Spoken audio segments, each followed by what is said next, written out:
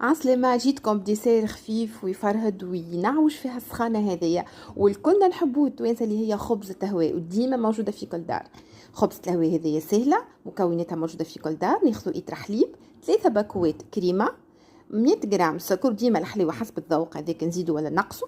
نحطوهم فوق النار ونزيدو 50 جرام بات نوازيت كيما تشوفوها تويكا، بات مرحية على الاخر. هي تبقبق، نفرغوها في بول واحد اخر ونقطعوا عليها الكونتاكت مع الهواء، خليوها تبرد. بعد ما تبرد نحطوها تتركز مليح مليح مليح، ومن بعد نزيدو 200 جرام زبدة بالتدريج. كل ما نزيدو الزبدة تذوب مع الكريمة نزيدو بشوي بشوي، ما نزيدوش الزبدة كل مع بعضها. ونزيدو 150 جرام بات نوازيت، وكل واحد وشوا متاعو في الجو. هنا جيت خديت البسكوي، حطيته في قهوة سواء فلتر سواء قهوة نسكافيه.